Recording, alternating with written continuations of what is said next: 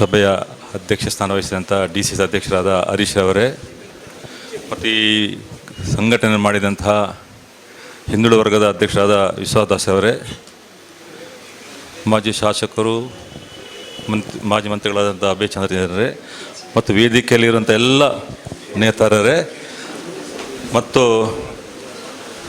ಗುರುಗಳ ಅಭಿಮಾನಿಗಳೇ, ಮೊಟ್ಟ ಮೊದಲನೇದಾಗಿ ಇಂತಹ ಒಂದು ಒಳ್ಳೆಯ ಕಾರ್ಯಕ್ರಮವನ್ನು ಆಯೋಜಿಸಿದಂತಹ ವಿಶ್ವಾಸದಾಸ್ ಮತ್ತು ಅವರ ಸಮಿತಿಯನ್ನು ನಾನು ಅಭಿನಂದಿಸ್ತಾ ಇದ್ದೀನಿ. ಇದು ಇವತ್ತಲ್ಲ, ಕಳೆದ ಬಾರಿ ಕೂಡ ಮಾಡಿದ್ದಾರೆ, ಹಿಂದೆನೂ ಮಾಡಿದ್ದಾರೆ. ಬಹಳ ಅರ್ಥಪೂರ್ಣ ಕಾರ್ಯಕ್ರಮ. ನಾರಾಯಣ ಗುರುಗಳ ಆದರ್ಶ, ಅವರ ಹೋರಾಟಗಳು ಕಾಂಗ್ರೆಸ್ಸಿಗೆ ಬಹಳ ಉಪಯುಕ್ತ ನನಗೆ ಅನ್ನಿಸ್ತದೆ. ಅವರು ದೊಡ್ಡ ಸಾಗರ ಇದ್ದ ಹಾಗೆ, ನಾರಾಯಣ ಗುರುಗಳು ಸಾಗರ ಇದ್ದ ಹಾಗೆ, ಎಷ್ಟು ತೆಗೆದರೂ ಅಷ್ಟು ಇರ್ತದೆ. ಪಕ್ಷ ಭೇದ ಬಿಟ್ಟು ಎಲ್ಲರ ಹೃದಯದಲ್ಲಿ ಇರುವಂಥ ಸಂತನಿದ್ದರೆ ಅದು ನಾರಾಯಣ ಗುರು. ನಾನು ಕಂಡ ರೀತಿಯಲ್ಲಿ ಈಗ ನಾವು ಕಾಂಗ್ರೆಸ್ಸಿಗರು ನಾರಾಯಣ ಗುರುವ ತತ್ವಗಳನ್ನು ಆದರ್ಶ ಒಪ್ಪುವವರು ತಾವು ಗಮನದಲ್ಲಿ ಇಟ್ಕೊಳ್ಬೇಕು.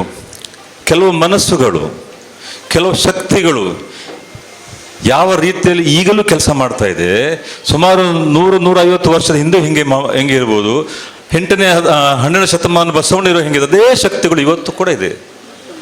ದೇವರಾಜ ಅರಸರು ಹಿಂದುಳಿದ ವರ್ಗದ ಮುಖ್ಯಮಂತ್ರಿಯಾಗಿ 5 ವರ್ಷ ಪೂರ್ತಿ ಮಾಡಿದರು.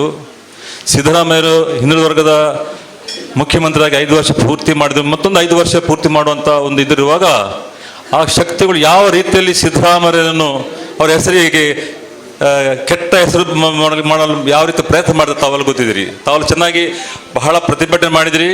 ಬೆಂಗಳೂರಲ್ಲಿ ಮಂಗಳೂರು ಪ್ರತಿಭಟನೆ ಬಹಳ ಉಲ್ಲೇಖವಾಗಿದೆ. ಮೊನ್ನೆ ಬೆಂಗಳೂರಲ್ಲಿದೆ.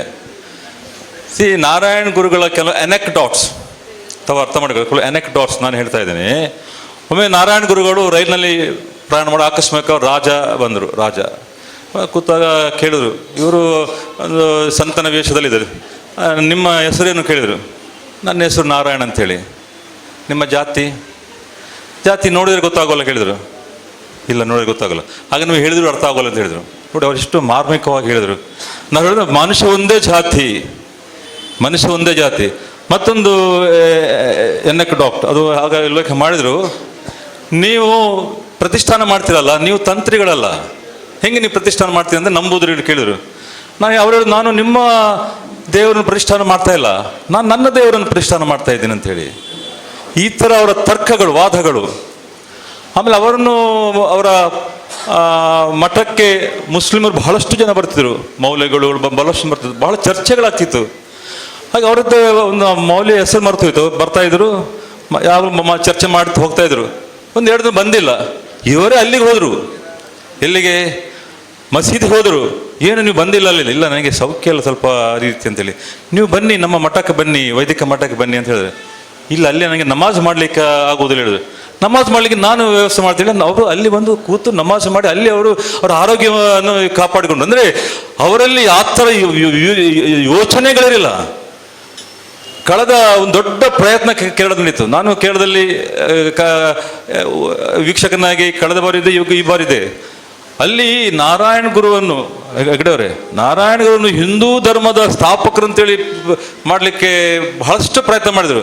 ಅದನ್ನು ಕಾಂಗ್ರೆಸ್ಸು CPM ಬಹಳಷ್ಟು ವಾದ ಮಾಡಿ ಅದನ್ನು ವಿರೋಧ ಮಾಡಿದರು. ಅವರು ಯಾವತ್ತೂ ಹಿಂದೂ ಧರ್ಮದ ಪೋಷಕರು. ಅವರು ಜಾತಿ ವ್ಯವಸ್ಥೆ ಬಗ್ಗೆ ಅವರ ವಿರೋಧ ಇತ್ತು, ಜಾತಿ ವ್ಯವಸ್ಥೆ ಬಗ್ಗೆ. ಅದನ್ನೇ ವಿವೇಕಾನಂದ ಹೇಳಿದರು. ವಿವೇಕಾನಂದ ಬಂದಾಗ ಕೇರಳದಲ್ಲಿ ಆವಾಗ ಇವರು ಹೇಳಿದರು, ವರ್ಣಿಸಿದ್ರು ಏನು ಯಾವ ರೀತಿ ನಡೀತಿತ್ತು ಅಂತೇಳಿ. ಅಲ್ಲಿ ಮೇಲ್ವಸ್ತ್ರಗಳಿಲ್ಲದೆ ಹೋಗಬೇಕು.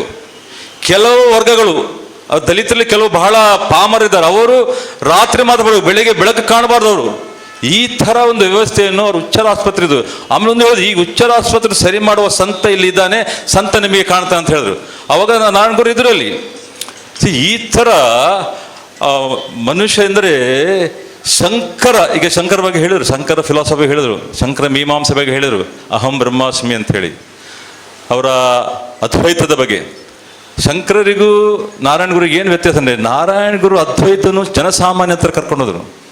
He has brought the Advaita philosophy to the common man. Shankara philosophy ಅದು ಸ್ವಲ್ಪ ಮೇಲ್ವರ್ಗದ್ದು, ಒಂದೇ ಫಿಲಾಸಫಿ, ಅಹಂ ಬ್ರಹ್ಮ, ನಾನು ಮತ್ತು ನಿನಗೆ ಏನು ವ್ಯತ್ಯಾಸ ಇಲ್ಲ ಅಂತೇಳಿ. ಆದರೆ ಇವರು ಏನು ವ್ಯಾಖ್ಯಾನ ಮಾಡಿದರೆ, ನಾನು ನಿನಗೆ, ನನ್ನಲ್ಲಿ ನಿನ್ನಲ್ಲಿ ವ್ಯತ್ಯಾಸ ಇಲ್ಲ, ನಿನ್ನ ಸುಖದಲ್ಲಿಯೇ ನನ್ನ ಸುಖ ಇರುವುದು, ನಿನ್ನನ್ನು ಸಂತೋಷಪಡಿಸೋದ್ರಲ್ಲಿ ನನ್ನ ಮೋಕ್ಷ ಇರುವುದು ಅಂತ ಇವರು ಹೇಳ್ತಾ ಇದ್ದಾರೆ. ಅವರು ನಾರಾಯಣ ಗುರು ಏನು ಹೇಳ್ತಾರೆ, ಮನುಷ್ಯ ಅಂದರೆ ಮನುಷ್ಯ ನಾನು ಒಳ್ಳೇದಾಗಬೇಕು ನೀನು ಒಳ್ಳೇದಾಗಬಾರ್ದು ಅಂತ ಒಂದು ವರ್ಗ ಇದ್ದಾರೆ. ನಾನು ಒಳ್ಳೇದಾಗಬೇಕು ನೀನು ಒಳ್ಳೇದಾಗಬಾರ್ದು ಅಂತೇಳಿ. ಮತ್ತೊಂದು ವರ್ಗ ಇದೆ, ನಾನು ಸತ್ರು ಬರೋಲ್ಲ ನೀನು ಒಳ್ಳೇದಾಗಕೂಡದು ಅಂತೇಳಿ, ಅದೊಂದು ವರ್ಗ ಇದೆ. ಮತ್ತೊಂದು ವರ್ಗ ನನ್ನಿಂದ ಏನಾಗಲ್ಲ ಅಂದ್ರೆ ಆತ್ಮಹತ್ಯೆ ಮಾಡುವ ವರ್ಗ. ಅಂದ್ರೆ ಇವರೆಲ್ಲರೂ ಕೂಡ ಈ ಮೀಮಾಂಸೆಯನ್ನು, ಅದಕ್ಕೆ ಕಾಮನ್ ಮ್ಯಾನ್, ಈ ಮೆಟಾಫಿಸಿಕಲ್ನ ತಂದದವರು ಈ ಮೀಮಾಂಸೆನ ಅರ್ಥ ಮಾಡಿಕೊಂಡು ಅದ್ವೈತನನ್ನು, ನಿನ್ನಲ್ಲಿ ನಿನ್ನ ಮೋಕ್ಷ, ನಿನ್ನ ಒಳ್ಳೆತನವೇ ನನಗೆ ಒಳ್ಳೆದಾಗ್ತಂದ ಆ ಮೀಮಾಂಸೆನ ಅವ್ರು ತಂದರು. ಅದು ನಿಜವಾಗಿ ಒಂದು ರೆವಲ್ಯೂಷನ್ನೇ ತಂದರು. ಈ ರೆವಲ್ಯೂಷನ್ ಅನ್ನು ಮುಂದೆ ತಂದದ್ದು ಅಲ್ಲಿಯ ಕಮ್ಯುನಿಸ್ಟ್ ಪಕ್ಷದವರು. ಕಮ್ಯುನಿಸ್ಟ್ ಪಕ್ಷದಲ್ಲಿ ಇವತ್ತು ಕೂಡ ಈಗಳವರು ದೊಡ್ಡ ಸಮೂಹ ಕಮ್ಯುನಿಸ್ಟ್ ಪಕ್ಷವನ್ನು ಇದು ಮಾಡ್ತಾ ಇದ್ದಾರೆ. ಅಂದರೆ ಕಮ್ಯುನಿಸ್ಟ್ ಈ ನಾರಾಯಣಗಳ ಸಿದ್ಧಾಂತವನ್ನು ಸಂಪೂರ್ಣವಾಗಿ ಅಳವಡಿಸಿಕೊಂಡದ್ದು ಕಮ್ಯುನಿಸ್ಟ್ ಪಕ್ಷರು. ಆದ್ರಿಂದ ಆ ವೋಟ್ ಬ್ಯಾಂಕ್ ಅವ್ರು ವೋಟ್ ಬ್ಯಾಂಕ್ ಇಲ್ವಾ, ಆದರೆ ಅಲ್ಲಿ ಮುಖ್ಯಮಂತ್ರಿ ಮೊದಲ ಮುಖ್ಯಮಂತ್ರಿ ಆದರು ಈಗಳವರು ಮೊದಲ ಮುಖ್ಯಮಂತ್ರಿ ಆದರು. ಅಂದರೆ ನಾರಾಯಣ ಗುರು, ನಾನು ಹೇಳಿದಾಗೆ ಇವತ್ತು ಅವರನ್ನು ನಾನು ಕೇಳಕ್ಕೆ ಹೋಗೋ, ನಾನು ಹಳದಿ ಹಾಕ್ತೇನೆ. ಹಳದಿ ಅಂದರೆ ಇದು ಶಾಂತಿ ಮತ್ತು ಸೋದರತೆ ಒಂದು ಸಂಕೇತ. ಅಲ್ಲಿ ಏನು ಮನಸ್ಸು ಕೆಲಸ ಮಾಡಿ, ನಾವು ಕಾಂಗ್ರೆಸ್ ಪಕ್ಷದವರು ನಾರಾಯಣ ಗುರುದೆಲ್ಲ ಇದು ಮಾಡುವಾಗ ನನ್ನ ಹತ್ರ ಕೇಳಿದ್ರು, ಮೋಹನ್ ಮಲಯಾಳದ ನಿಂಗಿಂದ ಮಂಜಲ್ ಶರ್ಟ್ ಹಿಡಿದು ನೀವು ಯಾಕೆ ಹಳದಿ ಶರ್ಟ್ ಹಾಕ್ತೀರಿ ಅಂತ ಕೇಳಿದ್ರು ಅಂತಾರೆ. ಇಲ್ಲ, ಹಳದಿ ನನ್ನ ಮನಸ್ಸಲ್ಲಿ ನಾರಾಯಣ ಗುರು ಇದ್ರು. ನಾರಾಯಣ ಗುರುದು ಈಗ ಒಂದು ಮೆಸೇಜ್ ಹೋಗಬೇಕಾದ್ರೆ ಹಳದಿ ಇರ್ತದೆ, ನನ್ನ ಮನಸ್ಸಿದ್ದು. ನಾನು ಹಳದಿ ಎಂಬುದು ಸೋದರತೆ ಮತ್ತು ಸ್ನೇಹದ ಸಂಕೇತ, ಅದಲ್ಲೇನು ಅಲ್ಲೆಲ್ಲ ಇದು ಹೇಳಿದ್ರೆ ಎಂದರೆ ಮನಸ್ಸುಗಳು ಯಾವ ರೀತಿ ಕೆಲಸ ಮಾಡ್ತವೆ ಅಂತೇಳಿ. ಅದರಿಂದ ನಾರಾಯಣ ಗುರುವನ್ನು ಖಾಲಿ ಭಾಷಣದಲ್ಲಿ, ರಸ್ತೆಗಳಲ್ಲಿ, ಸರ್ಕಲ್ಗಳಲ್ಲಿ, ಬಿಲ್ಡಿಂಗ್ಗಳಲ್ಲಿ ಮಾಡಿದ ಪ್ರಯೋಜನ. ನಾರಾಯಣ ಗುರು ನಾವು ಮನಸ್ಸಲ್ಲಿಟ್ಟು ಹೃದಯದಲ್ಲಿಟ್ಟು ಮಾತಾಡಬೇಕು. ಅವರ ಒಂದೊಂದು ಅವರು ಹೇಳ್ತಾರೆ, ಒಂದು ಸಂಘಟನೆ ಹೆಂಗೆ ನಾವು ಮಾಡ್ಬೇಕಂತ ಹೇಳಿ. ಆತ್ಮಬಲಂ, ವಿದ್ಯಾಬಲಂ, ಶರೀರ ಬಲಂ, ಸಂಘ ಬಲಂ ಹೇಳ್ತೀವಿ. 4 ಬಲಗಳಿಂದ ಒಂದು ಸಂಘಟನೆ ಕಟ್ಟಿರ್ಬೋದು.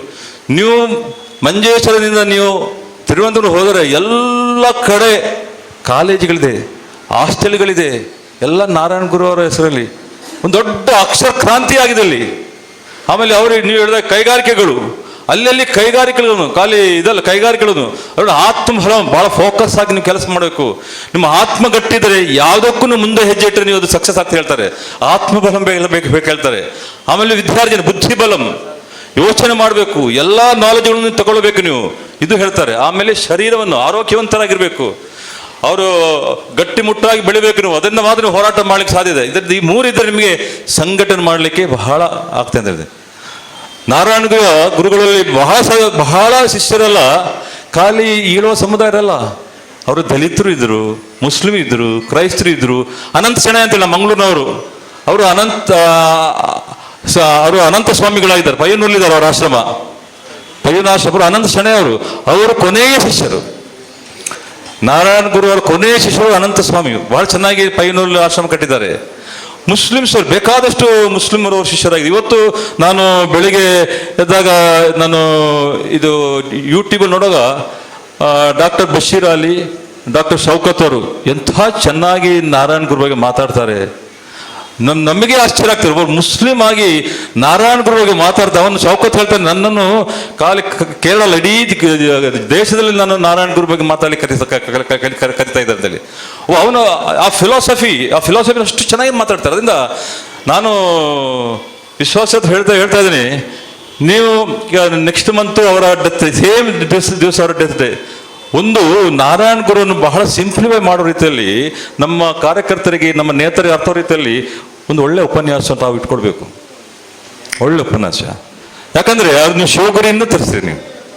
ಯಾಕಂದರೆ ನಾರಾಯಣ ಗುರು ಈಗಿನ ಕಾಲದಲ್ಲಿ ಬಹಳ ಇಂಪಾರ್ಟೆಂಟ್ ನಮಗೆ. ಯಾಕಂದರೆ ಎಲ್ಲ ಈಗ ಕಾಂಗ್ರೆಸ್ನ ಸಿದ್ಧಾಂತ ರಾಹುಲ್ ಗಾಂಧಿ ಚೆನ್ನಾಗಿ ಹೇಳಿದ್ದಾರೆ. 2 ಭಾಷಣ ನೀವು ತಾವು ಕೇಳಿದ್ರು, ಎಂತಹ ಭಾಷಣಗಳು. ಇಡೀ ಭಾಷಣ, ಇಡೀ ನಾಟ್ ಓನ್ಲಿ ಇಂಟರ್ನ್ಯಾಷನಲ್ ಇದರಲ್ಲಿ ರಾಹುಲ್ ಗಾಂಧಿ ಎಲ್ಲ ಫಿಲಾಸಫಿ ನಾರಾಯಣ ಗುರು ಅವರ ಫಿಲಾಸಫಿ. ಸೋಷಿಯಲ್ ಜಸ್ಟಿಸ್ ಅವ್ರು ಹೇಳ್ತಾರೆ. ಒಂದು ಬಜೆಟ್ ಹಲ್ವವನ್ನು ತಿನ್ನುವಾಗ ಎಷ್ಟು ಜನ ಇದ್ರು? ಎಷ್ಟು ಜನ ಇದು ಕೇಳ್ತಾರ ಅವರು? ಇವತ್ತು ಇಡೀ ದೇಶ ಅಧಿಕಾರಶಾಹಿಗಳಲ್ಲಿ ಇರುವಂತಹ 90 ಅಧಿಕಾರಿಗಳಲ್ಲಿ 90 ಅಧಿಕಾರಿಗಳು ಒಂದೇ ಪಂಕ್ತಿಯಲ್ಲಿರೋರು. ಅಲ್ಲಿ ಹಿಂದುಳಿದ ವರ್ಗರು, ದಲಿತರು ಕಾಣ್ತಾ ಇಲ್ಲ. ಇದನ್ನೇ ನಾರಾಯಣಗೌಡ ಹೇಳ್ತಾ ಇದ್ದಾರೆ. ಅವಾಗ ಕೂಡ ನಾರಾಯಣಗೌಡ ಪ್ರತಿಪಾದ ಇದು.